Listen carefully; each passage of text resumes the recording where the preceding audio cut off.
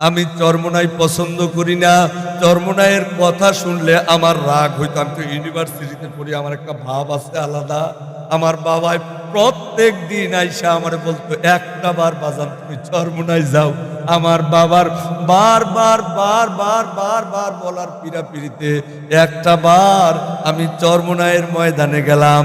আল্লাহু আকবার। চরমোনাইয়ের ময়দানে যাওয়ার পর আমি দেখলাম উদ্বোধনী বয়ান করে আলহাজ হযরত মাওলানা মুফতি সৈয়দ মোহাম্মদ রেজাউল করিম পীর সাহেব হুজুর চরমোনাই। উদ্বোধনী বয়ান যখন করলো,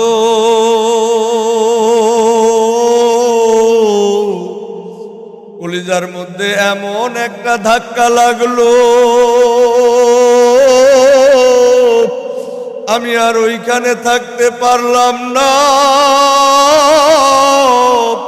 অন্যান্য দিক দিয়া ঘুরি আর চোখের পানি ফালাই আর কান্দি আর ডাক দিয়া কইও, মাওলা তুমি আমারে আরো আগে কেন চরমোনাই নিয়ে আসলা না? যদি আমি আরো আগে চরমোনাই আসতাম, আল্লাহর ওলিদের বয়ানের উসিলায় আমার জিন্দেগিটা আরো আগেই পরিবর্তন হয়ে যাইতো। আমার বাজান আলহাজ হযরত মাওলানা সানাউল্লাহ নুরি সাহেব হাফিজাহুল্লাহ আমার পাশে বসা।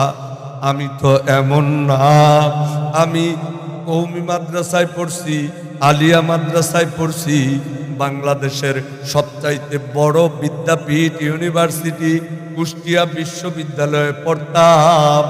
আমি ছাত্রলীগ করতাম, একবারে উঠা বসা আপার লেভেলের আমি ছাত্রলীগ করতাম। আর আমার মা বাড়িতে থাইকা থাইকা কান্নাকাটি করত। আমার মা এটা পছন্দ করতো না। আমার মা আল্লাহর ওলি মানুষ, বুজুর্গ মানুষ। আমার মা আমার জন্য টাকা পাঠাইতো আর আমি বন্ধু বান্ধবের সাথে খরচ করতাম। একবারে একতারা দোতারা গিটার এগুলা সব বাজাইতে পারতাম। বন্ধু বান্ধবের ফান্ডে পড়িয়া ইউনিভার্সিটিতে ছাত্রলীগ করতাম। পড়াশোনা শেষ, সংক্ষিপ্তভাবে বলতেছি, 2010-এ মাস্টার্স কমপ্লিট করার পর তখন 27,000 টাকা বেতনের একটা চাকরি করতাম ময়মনসিংহ 27,000 টাকা বেতনের চাকরি করতাম। আমার মার মন ভরতো না, আমার বাবার মন ভরতো না। আমারে বলতো শুধু বাড়িতে চলে আসতে। আমি বাড়িতে আসলাম। আমার আব্বা চরমোনাই মুজাহিদ, প্রত্যেক দিন বাড়িতে এসে আমারে কয় চরমোনাই যাইতে হইব। আমি কইতাম না না না, আমি চরমোনাই দেখতে পারি না, আমি চরমোনাই পছন্দ করি না। চরমোনাইয়ের কথা শুনলে আমার রাগ হইতো। আমি তো ইউনিভার্সিটিতে পড়ি, আমার একটা ভাব আছে আলাদা। আমার বাবাই প্রত্যেক দিন আইসা আমার বলতো, একটা বার বাজান তুমি চরমোনাই যাও। আমার বাবার বারবার বারবার বারবার বলার পিড়াপিড়িতে একটা বার আমি চরমোনাইয়ের ময়দানে গেলাম। আল্লাহু আকবার। চরমোনাইয়ের ময়দানে যাওয়ার পর আমি দেখলাম উদ্বোধনী বয়ান করে আলহাজ হযরত মাওলানা মুফতি সৈয়দ মোহাম্মদ রেজাউল করিম পীর সাহেব হুজুর চরমোনাই। উদ্বোধনী বয়ান যখন করলো,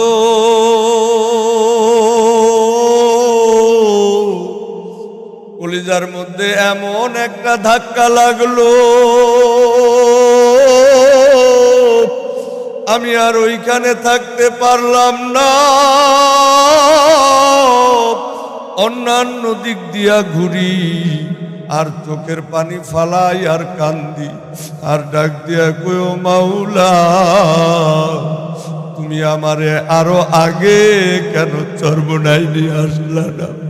যদি আমি আরো আগে চরমোনাই আসতাম, আল্লাহর ওলিদের বয়ানের উসিলায় আমার জিন্দেগিটা আরো আগেই পরিবর্তন হয়ে যাইতো।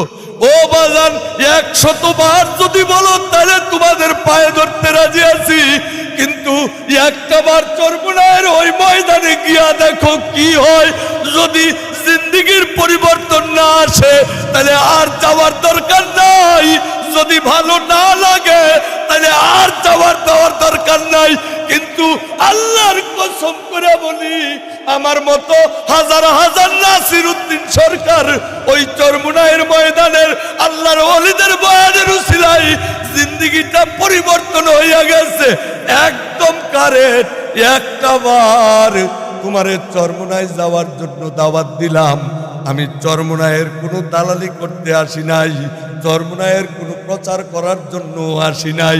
এই যে আগামী ফেব্রুয়ারি মাসের 19, 20, 21 চরমোনাইয়ের বাৎসরিক ফাল্গুনের মাহফিল, একটাবার গিয়া দেখো, যদি ভালো লাগে আবার যাবা, যদি ভালো না লাগে আর যাওয়ার দরকার নাই।